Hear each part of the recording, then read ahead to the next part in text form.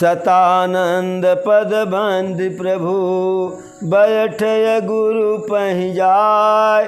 चलहु तात मुनि कहु तब पठवा जनक बुलाय।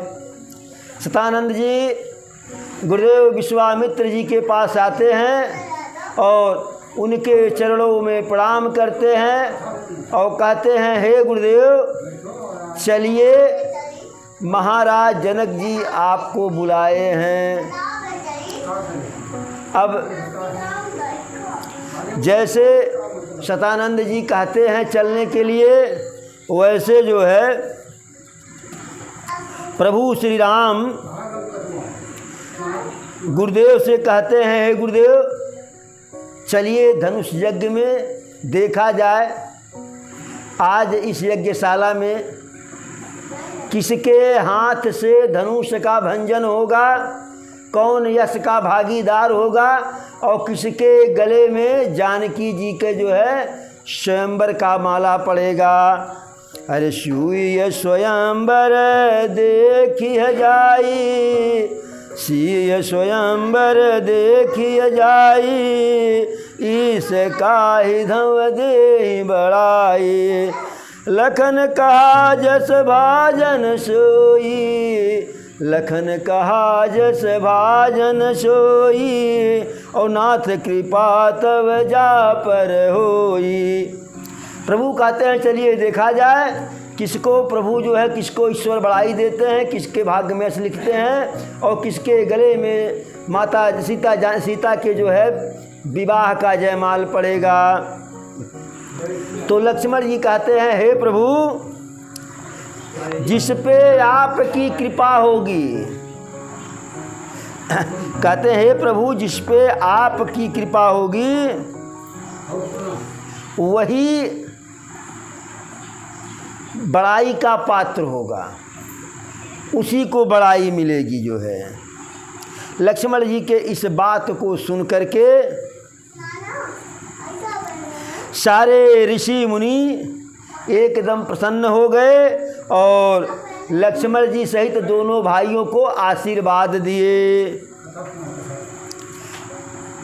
फिर धनुष यज्ञ में आए दोनों विश्वामित्र जी के साथ दोनों भाई धनुष यज्ञ में आए। अरे रंग भूमि आय यदु भाई, असी सुधि सब पुरवासिन पाई। रंग भूमि आय यदु भाई, अस सुधि सब पुरवासिन पाई। जब जनकपुरी के नर नारियों को पता चला कि यज्ञशाला में राम और लक्ष्मण आ गए हैं, तो सबके सब अपने घर के कार्य का त्याग करके बाल जुबान जरठ नर नारी, बच्चे भी दौड़े, युवा भी दौड़े, जो वृद्ध थे वह भी दौड़े और नर नारी सब अपने घर के सारे कार्यों का परित्याग करके उस रंगशाला में सबके सब पहुंच गए कि यज्ञशाला में वह दोनों भाई आए हैं कि जो कल नगर को देखने के लिए आए थे, शहर में घूमने के लिए आए थे। आज जब पूरे जनकवासी आ गए, मिथिलावासी सब आ गए, तो एकाएक भीड़ बढ़ गई। तो धीरे से जनक जी सेवकों को बुलाए और कहे जा करके सबको उनके यथा योग सबको बैठने के लिए स्थान दो और सबको बैठाओ। कहे मृदु बचन विनीत तिन्ह बैठा रे नर नार, उत्तम मध्यम नीच लघु निज निज थल अनुहार। प्रेम पूर्वक मीठी बाणी में जो सेवक थे वह सबको, सारे स्त्री पुरुष को, जो भी उसमें आए थे यज्ञशाला में, जैसा जो जिस योग्य था उसको उस योग्यता के अनुसार स्थान पर बैठाए। ठीक उसी समय अरे राजकुंवर ते ही अवसर आए और मनहु मनोहर तातन छाए। गुण सागर नागर बरबीरा, सुंदर श्यामल गौर शरीरा। राजकुमार ते ही अवसर आए।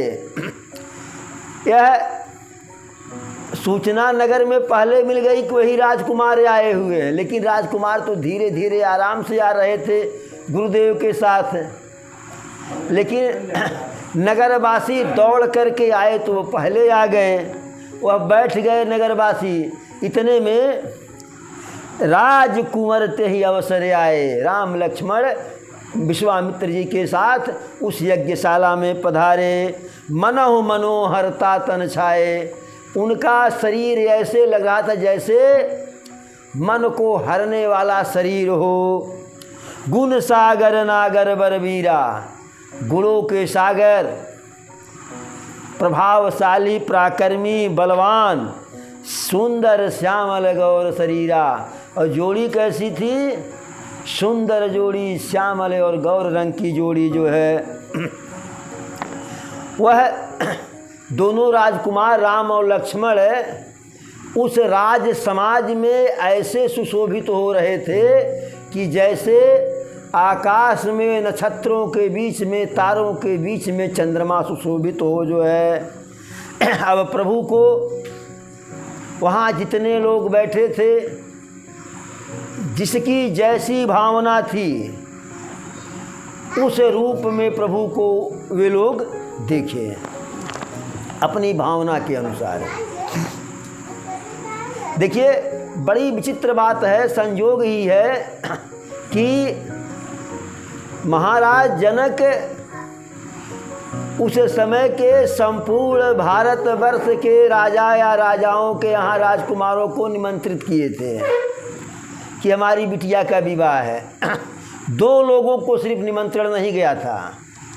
एक अयोध्या में नहीं गया था निमंत्रण, और एक रावण के पास नहीं गया था। कल इस पर चर्चा किए थे कि हम बताएंगे ना। तो लंका में इसलिए निमंत्रण नहीं गया कि भाई लंका के रावण का जो है पराक्रम और बल तो दुनिया जान रहा था कि बलवान है, पराक्रमी है। कहीं वह आ गया तो धनुष तोड़ देगा, है असुर। और जनक जी बिल्कुल जो है साधु विचारधारा के, सज्जन विचारधारा के।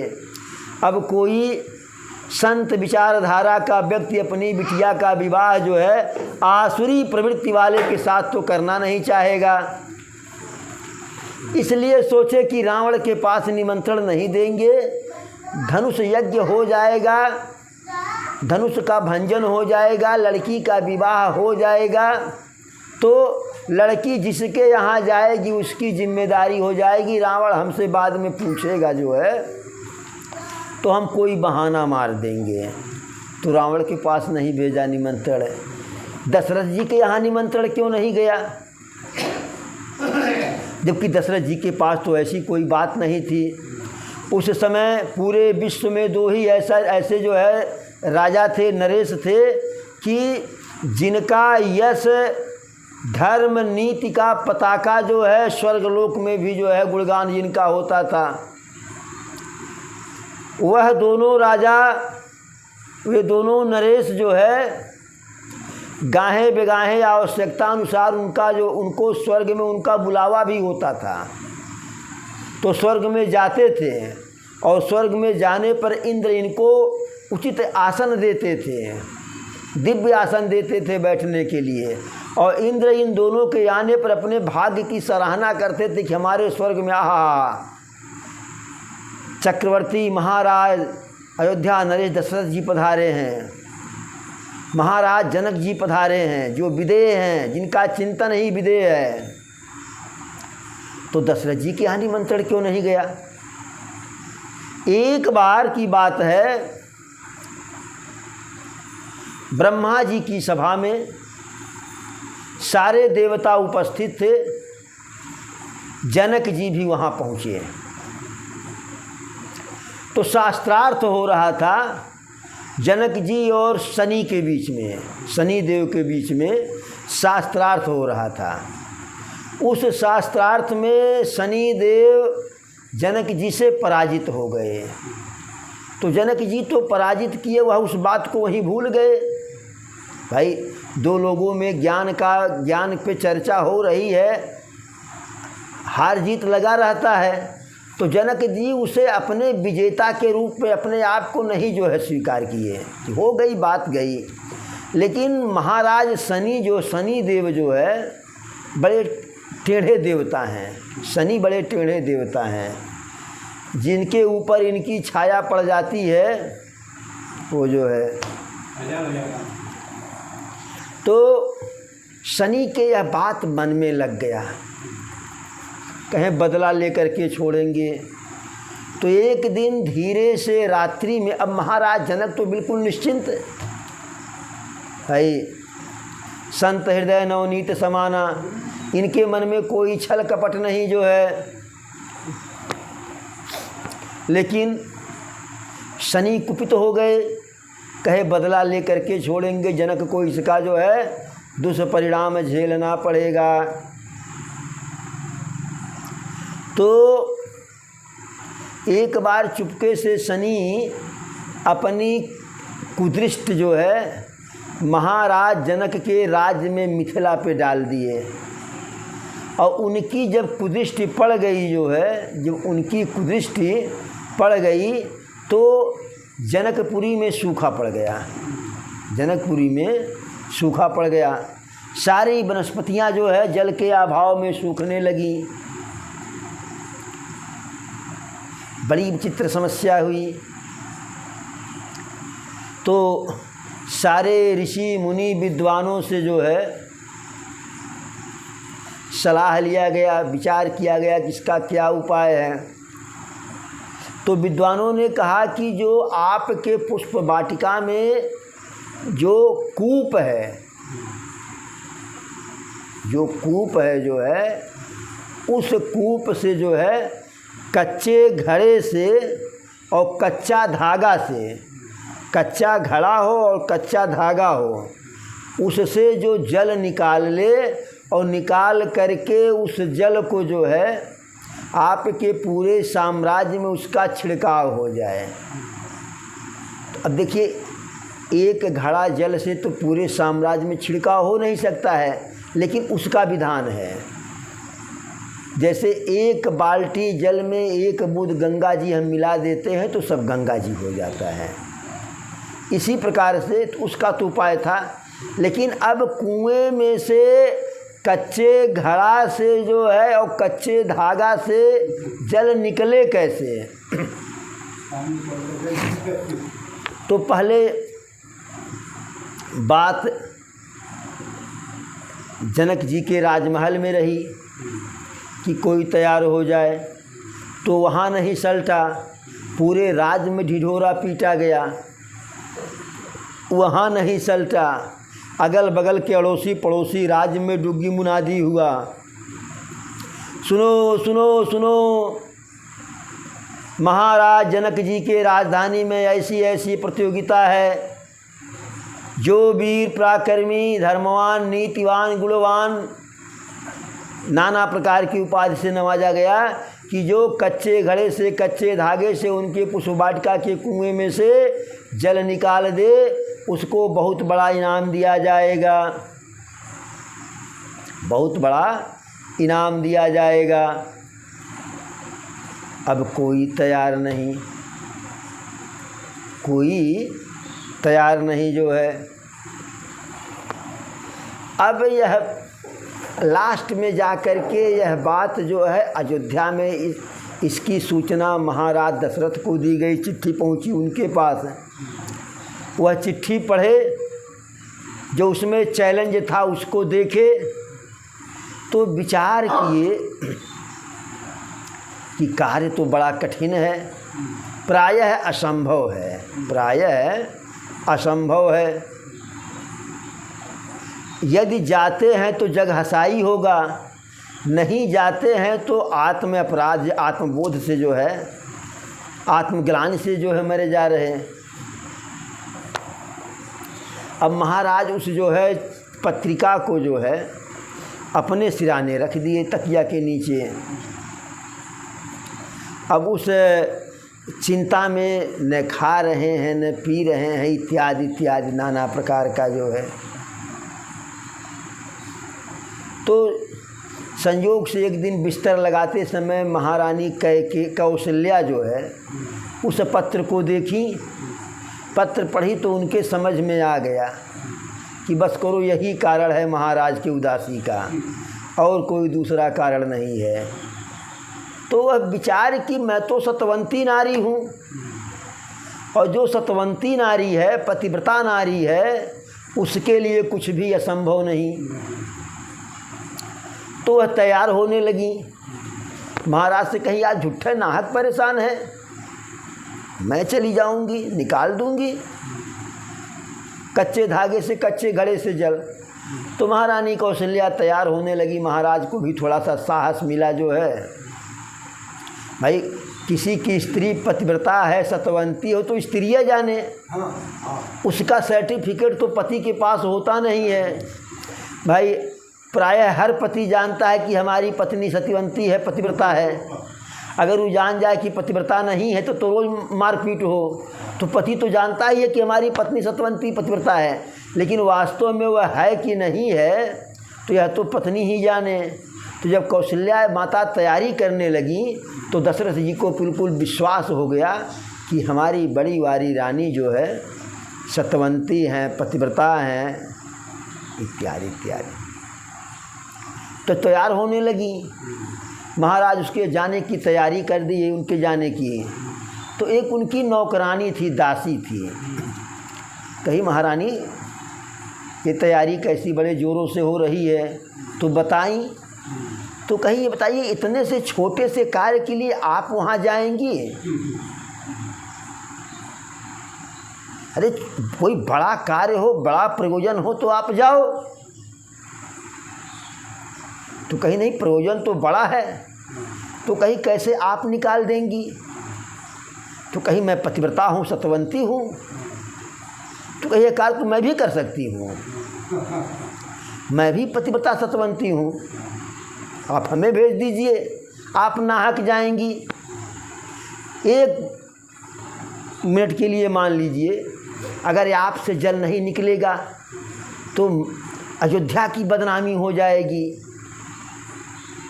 हमारे राज्य की बदनामी हो जाएगी, महाराज की बदनामी होगी। आप मत जाइए, हम जाएंगे।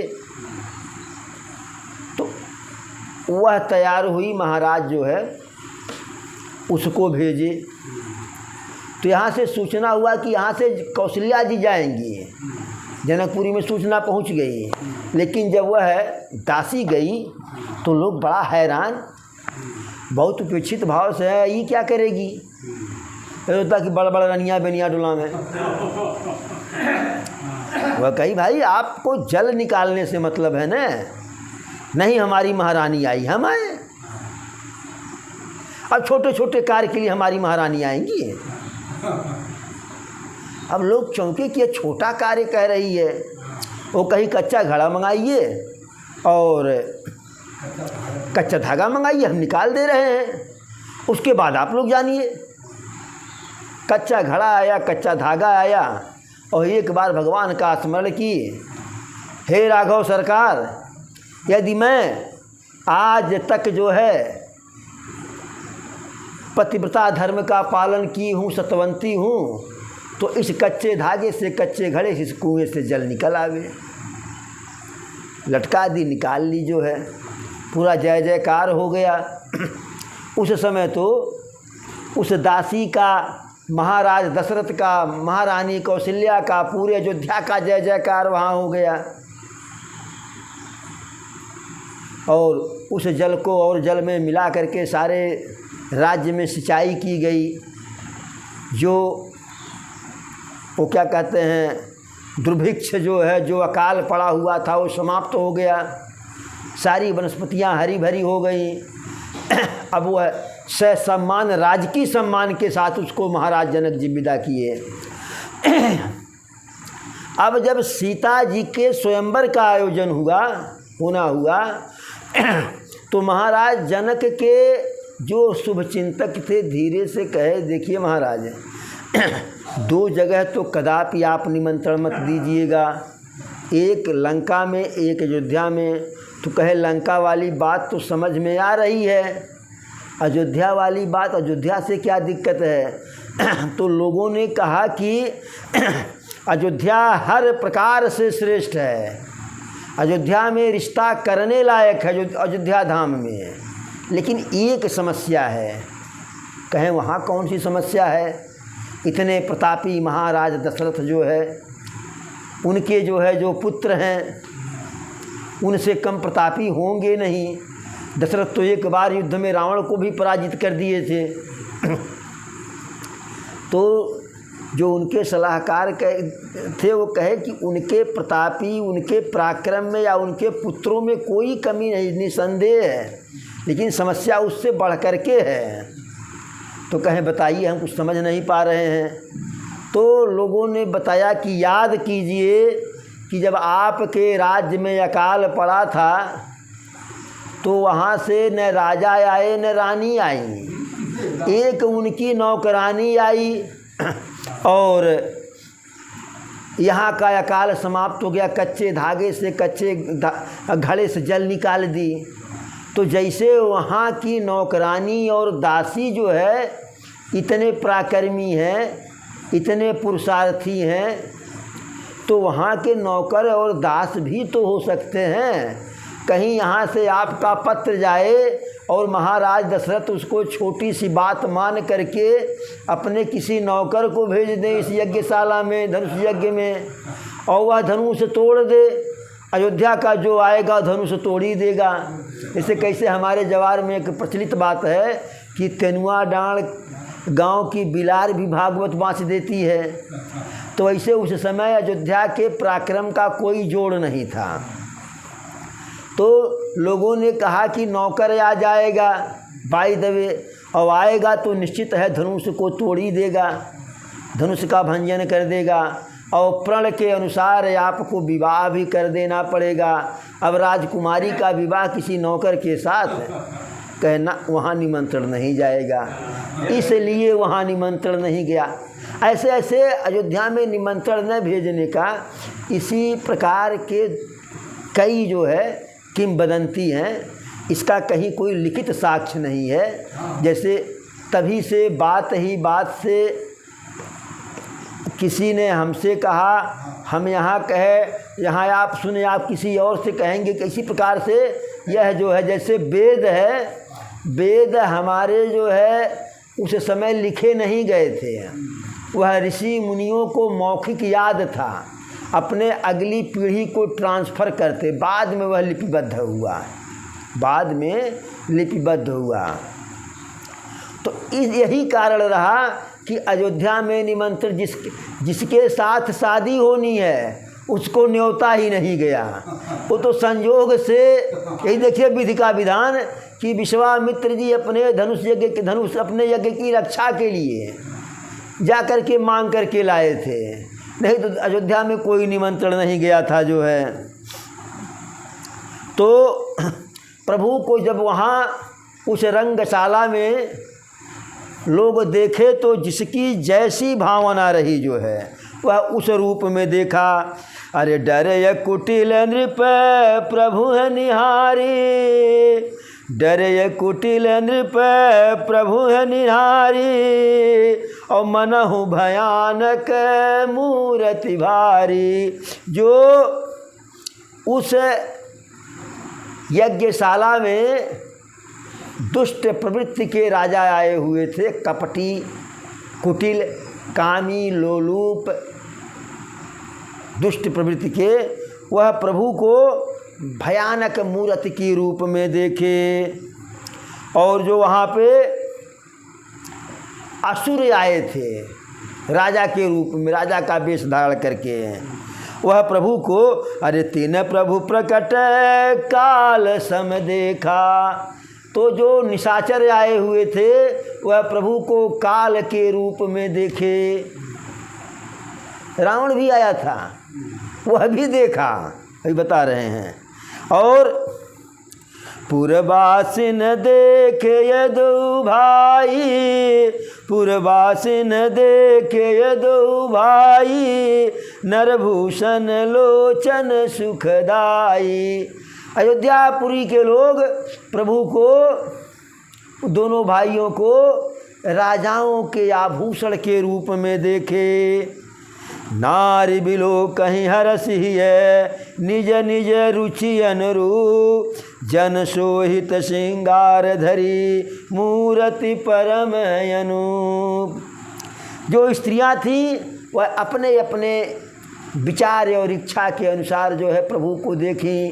कोई पुत्र के रूप में देखा, तो कोई सीता जी के पति के रूप में देखा, तो कोई जीजा के रूप में देखा, और कुछ स्त्रियां इस पछड़े में पड़ गईं। बिन ब्याही संशय करे, बिन ब्याही संशय करे, ब्याही भरत उसास, और गौन की मौन रहे, देखी राम मृदुभास।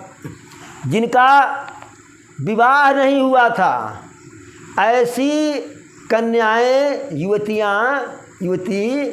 यह असमंजस में रही कि क्या ऐसा वर हमको भी मिलेगा। और जिनकी शादी हो गई थी, जिनकी शादी हो गई थी, ब्याही भरत उसास, जिनकी शादी हो गई थी, अरे बाप रे बाप, अब तो विवाह हो गया, अब तो हम इनको पति के रूप में पा ही नहीं सकते हैं। भैल बिया मोर करबे का, वह थोड़ा सा असमंजस में पड़ी, लंबी सांस ली कि अगर अभी पिछले ही साल शादी हुई, 1 साल न हुई होती तो क्या जाने, लेकिन अब तो हो गई। गौने की मौने रहे, और जिनकी शादी भी हो गई और 1 ठू 2 ठू बाल बच्चे हो गए, अब वो न असमंजस में है, न तो उसास, न तो लंबी सांस ले रही हैं। वह सोची कि हमारा चुप रहना ही जो है बेहतर है। अगर एक बार कहीं मुंह से निकल गया तो लोग कहेंगे 4 लड़कन के माई हुई के नू दूल्हा खोजती हैं।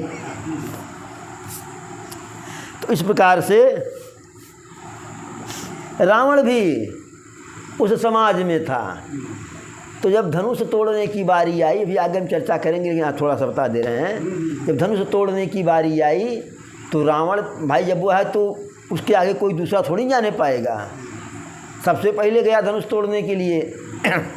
तो देखा धनुष के एक कार्नर पे जो है, एक कोने ब्रह्म लिपि में, ब्रह्म भाषा में लिखा हुआ था, यह धनुष जो तोड़ेगा उसके पिता का मरण हो जाएगा। यह धनुष जो तोड़ेगा वह राजा से वनवासी बन जाएगा। यह धनुष जो तोड़ेगा उसकी पत्नी का हरण हो जाएगा। और एक कोने पे लिखा था कि इसी धनुष तोड़ने वाले के हाथ से हमारा संपूर्ण जो है कुल खानदान का सर्वनाश होगा। तो रावण सोचा कि जब कुल खानदान का सर्वनाश होगा तब होगा, लेकिन हम क्या करने के धनुष तोड़े। जैसे धनुष तोड़ेंगे तैसे राजा हैं, महाराजा हुए, असुरों के राजा हूँ मैं, वनवासी बन जाऊँगा। पत्नी की हरण हो गई, पत्नी का हरण हो जाएगा, पिता का मरण हो जाएगा। तो पत्नी के पिता के मरण से कोई विशेष चिंता रावण को नहीं थी, लेकिन वनवासी बनने की विशेष चिंता थी कि तो वह धनुष को हाथ नहीं लगाया। और सोचा कि जब इस धनुष पे लिखा हुआ है तो यहाँ अगर तोड़ने वाला कोई आया होगा तो उसके ज़रूर मस्तक की रेखा पे जो है, भाग्य की रेखा पे लिखा होगा, ललाट की रेखा पे। अब वह बारी बारी से जो है सबको ललाट का जो है निरीक्षण कर रहा है। तो राम जी के पास गया तो उनके ललाट पे लिखा हुआ था कि यही धनुष तोड़ेंगे, धनुष का भंजन यही करेंगे। तो राम के हाथों को पकड़ करके बड़ी देर तक निहारा जो है। प्रभु कहे असुरराज बताइए क्या हाथ में देख रहे हैं? तो कहा हे राम तुम्हारे माथे पर, हे राम तुम्हारे माथे पर है पीताम्बर बनवास लिखा, है पीताम्बर बनवास लिखा। हे राम तुम्हारे माथे पर, हे राम तुम्हारे माथे पर है पीताम्बर बनवास लिखा, है पीताम्बर बनवास लिखा। तो प्रभु कहे इसके आगे भी कुछ लिखा हुआ है? तो कहा हाँ इसके आगे भी लिखा है। हे राम तुम्हारे हाथों से, हे राम तुम्हारे हाथों से मेरे कुल का है सर्वनाश लिखा, हे राम तुम्हारे हाथों से कुल सहित मेरा सर्वनाश लिखा। वो बता दिया और वहाँ से चला गया। विद्वान तो था ही, जो है विद्वान तो था ही, इसमें कोई दो राय नहीं। तो इस प्रकार से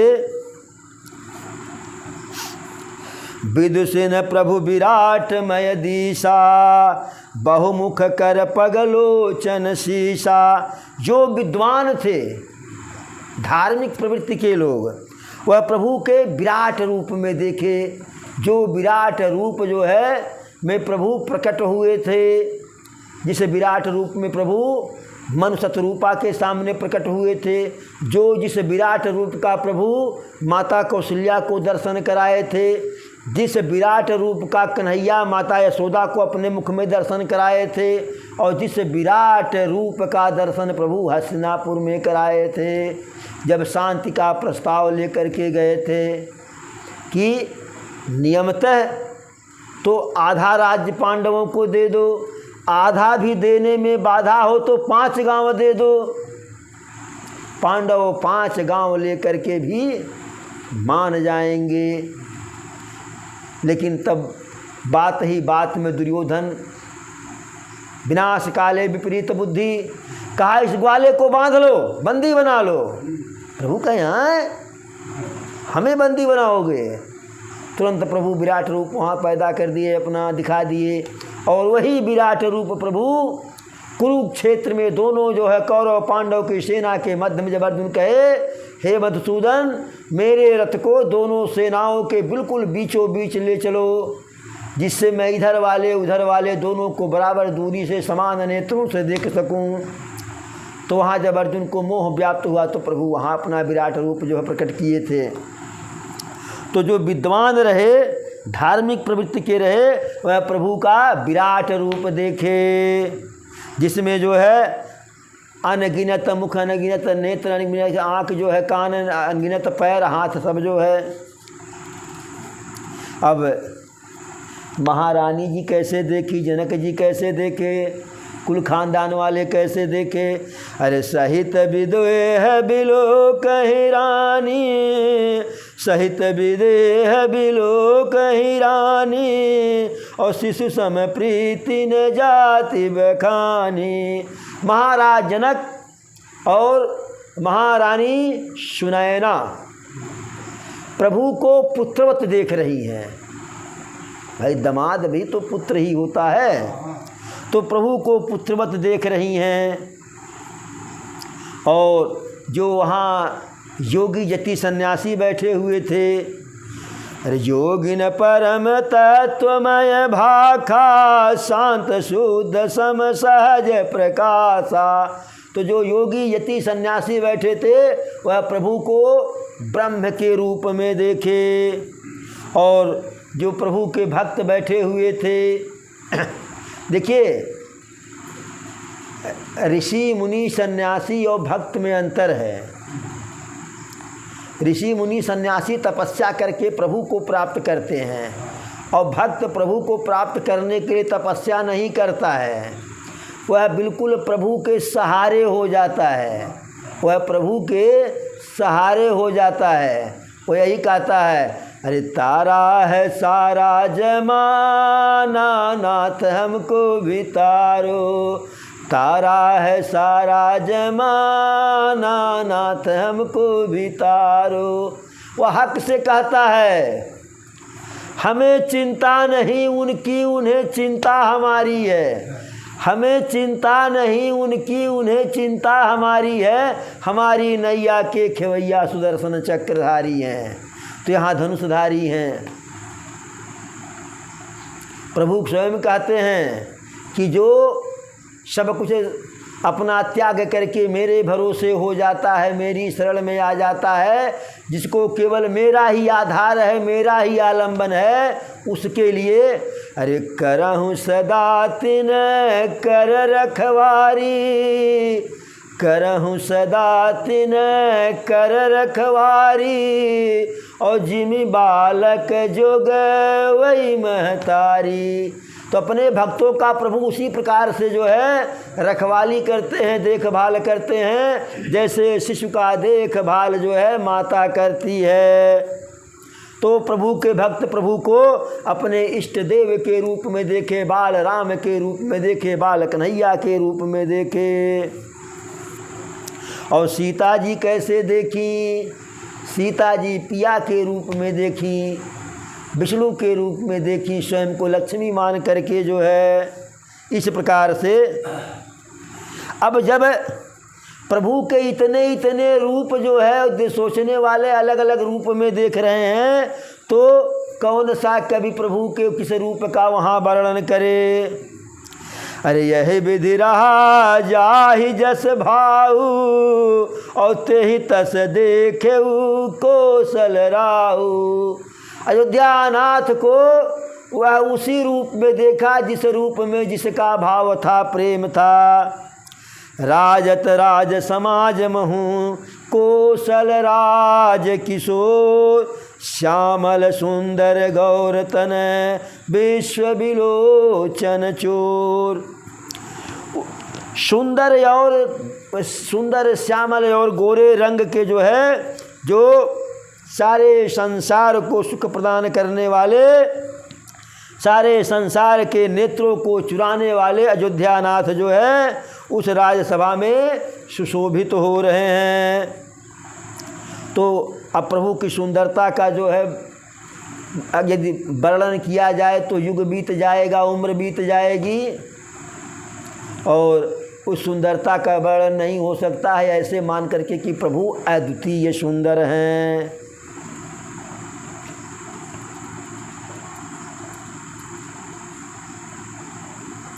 अब इस प्रकार से अरे देखी लोग सब भय सुखारे, एकटक लोचन चलत न तारे।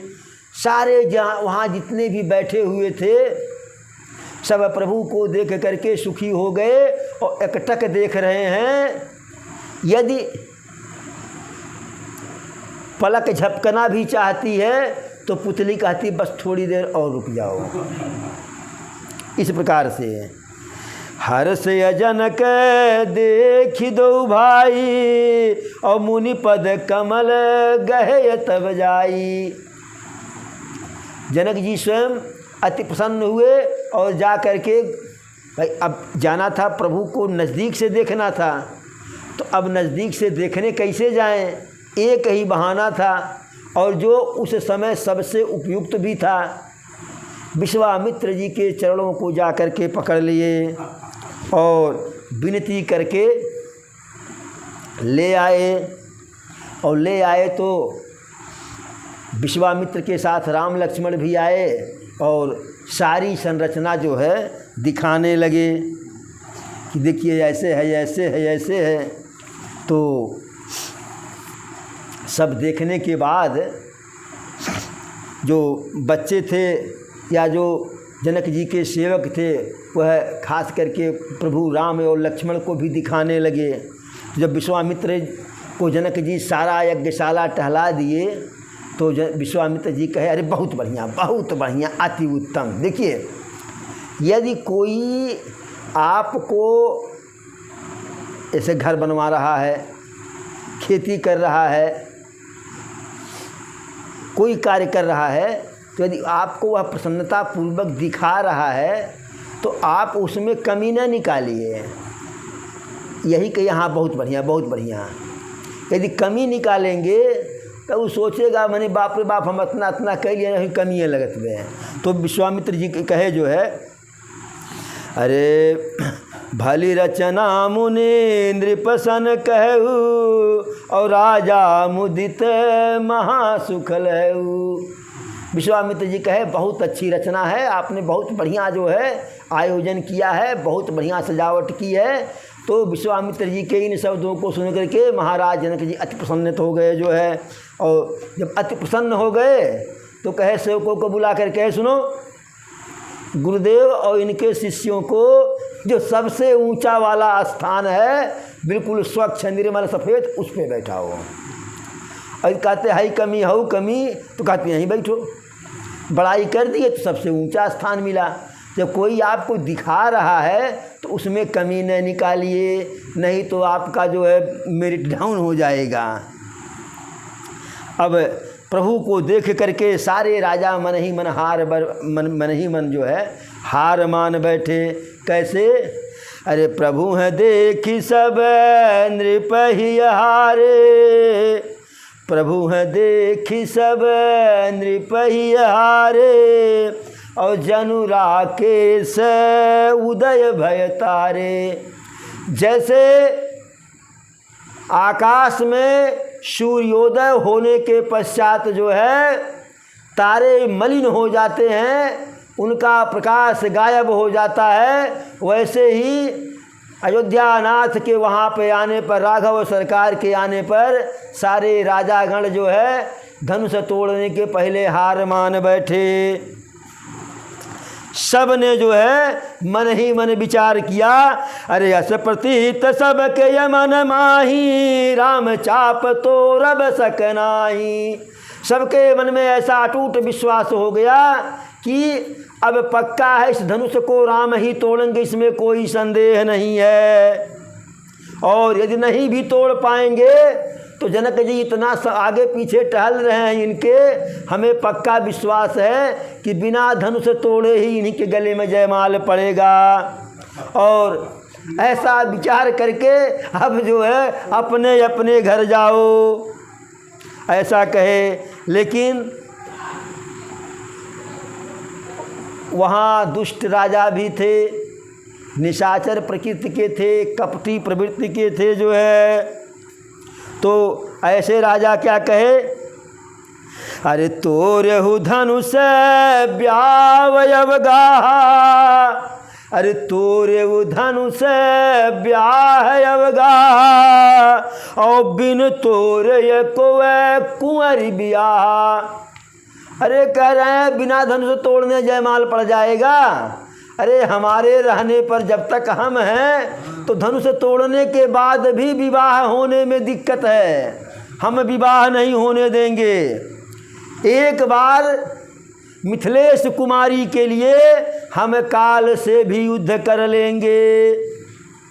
अब उनके इस डींग को सुन करके, अहंकार की बात को सुन करके जो अन्य जो है साधु विचारधारा के जो है राजा थे, नरेश थे, वह जो है मन ही मन मुस्कुराए कि यह जो है सावन के अंधराए हुए भैंसा हैं, इनको कुछ दिखाई नहीं पड़ रहा है। जो सज्जन विचारधारा के नरेश थे, राजा थे, वह कहे सीय बियाहि राम गर्भ दूरी करि नृपन के जीति कोशक संग्राम दशरथ के यरन बांकुरे। कि सीता जी का विवाह राम जी से ही होगा, सीता को राम जी ही विवाह करके ले जाएंगे। कैसे? गर्भ दूर कर नृपन के, राजाओं के अहंकार को चूर चूर करके, जीत को सक संग्राम दशरथ के रण बांकुरे। अरे जो महाराज दशरथ के दोनों बांकुरे रण बाके हैं, इनसे युद्ध में कौन जीत सकता है। और व्यर्थ में डींग मत हाँको, व्यर्थ में गाल मत फुलाओ, और गाल फुला करके अपने ही मन से जो है यह मन के लड्डू को खा करके अपनी भूख मत बिताओ, मत जो है बुझाओ जो है। और कहे कि हमारी सीख को मानो जो है, राघव सरकार परम पिता परमेश्वर हैं और माता जानकी साक्षात जगदम्बा है, संसार की माता हैं। तो इनके चरणों में सिर नवाओ, इनके इस सुंदर मूर्त को अपने हृदय में बसाओ। लेकिन माने कौन? 100 जूता खाए, तमाशा घुस के देखे। और जब नहीं माने तो कहे अरे करहु जा, अरे करहु जाई जा, कहूँ जोई भावा, हम तो आज जन्म फल पावा। जब बहुत समझाने के बाद कोई नहीं मानता है तो लोग जा जौन मन कहे तौन करा। तो जो साधु विचारधारा के नरेश थे वह कहे हम तो समझा दिए, जो आपकी मर्जी हो आप लोग वह कीजिए, हम तो आज अपने जीवन के को धन्य मान लिए जो है। और ऐसा कह करके अस कही भले ये भूप अनुरागे, और रूप अनूप बिलोकन लागे। ऐसा कह करके प्रेम पूर्वक जो है, प्रेम के कारण ऐसे राजा जो है, जो भले स्वभाव के थे, वह प्रेम पूर्वक प्रभु श्री राम और लक्ष्मण जी के रूप को जो है निहारने लगे। और इस दृश्य को देखने के लिए आसमान से देवता लोग भी जो है वो अपने विमान पर बैठे हुए हैं, गाना बजाना कर रहे हैं। ठीक उसी समय जनक जी सेवकों को सचिव के माध्यम से संदेशा दे करके सीता जी को लिवा करके आए। सखियाँ सीता जी को लिवा करके आई। अरे धीरे चलो सुकुमार, अरे धीरे चलो सुकुमार, लली मोरी छोटी है, जरा धीरे चलो सुकुमार, लली मोरी छोटी है। तो इस प्रसंग को कल कहा जाए। एक बार जब तुलसीदास जी रामचरितमानस की रचना कर दिए, इतने सर्वमान्य ग्रंथ की,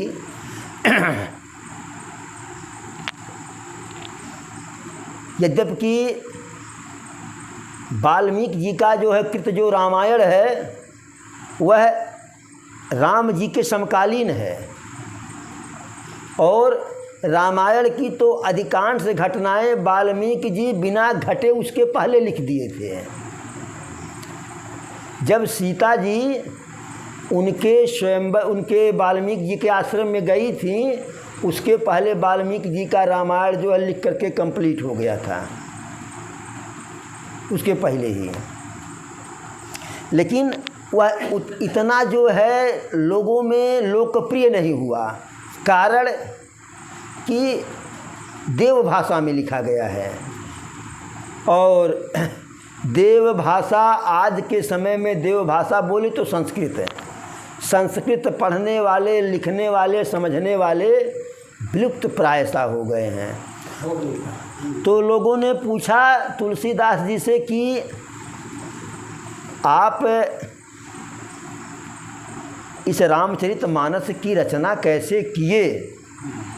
तुलसी बाबा कहे आप क्या कह रहे हैं, रामचरितमानस की रचना हमने की है। कहीं और कौन किया है?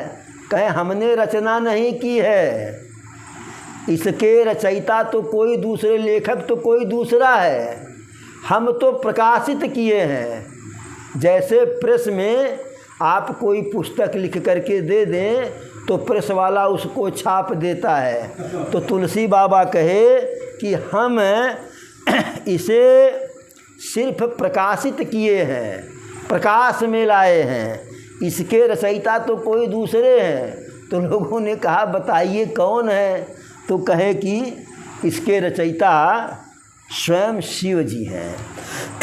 अरे शंकर ने खुद लिखी है, शंकर ने खुद लिखी है श्री राम की कहानी, शंकर ने खुद लिखी है श्री राम की कहानी, बाबा ने खुद लिखी है श्री राम की कहानी, शंकर ने खुद लिखी है चार घाट इसमें, है चार घाट इसमें, बकता है चार ज्ञानी, शंकर ने खुद लिखी है श्री राम की कहानी, शंकर ने खुद लिखी है।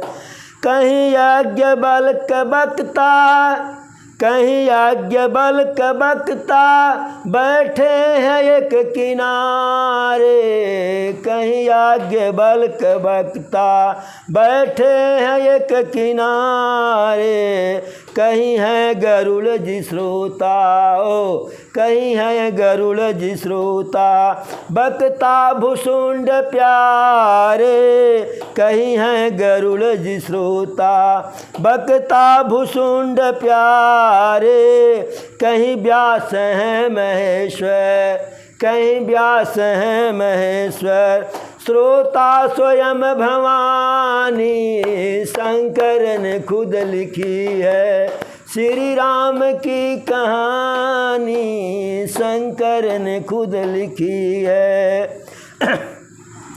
छंदों में भाव भर कर शंकर ने है सुनाया, छंदों में भाव भर कर शंकर ने है सुनाया, गोस्वामी जी ने मथ कर, गोस्वामी जी ने मथ कर अमृतमयी बनाया, गोस्वामी जी ने मथ कर अमृतमयी बनाया, छंदों में भाव भर कर, छंदों में भाव भर कर शंकर ने है सुनाया, गोस्वामी जी ने मथ कर अमृतमयी बनाया, गोस्वामी जी ने मथ कर अमृतमयी बनाया, सुखदायनी कथा है, सुखदायनी कथा है, लगती सुमज्ञ बयानी, शंकर ने खुद लिखी है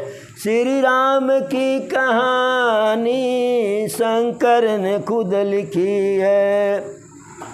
राही यकथ कथा का, राही यकथ कथा का समझो महत्व क्या है, राही यकथ कथा का समझो महत्व क्या है, श्री राम में समाहित, श्री राम में समाहित महिमा का तत्व क्या है, श्री राम में समाहित महिमा का तत्व क्या है। राही यकथ कथा का समझो महत्व क्या है, श्री राम में समाहित महिमा का तत्व क्या है। राजन कथा प्रभु की, राजन कथा प्रभु की सुनिए मेरी जुबानी, शंकर ने खुद लिखी है श्री राम की कहानी, शंकर ने खुद लिखी है। तो एक बार बोलो प्रभु श्री रामचंद्र की।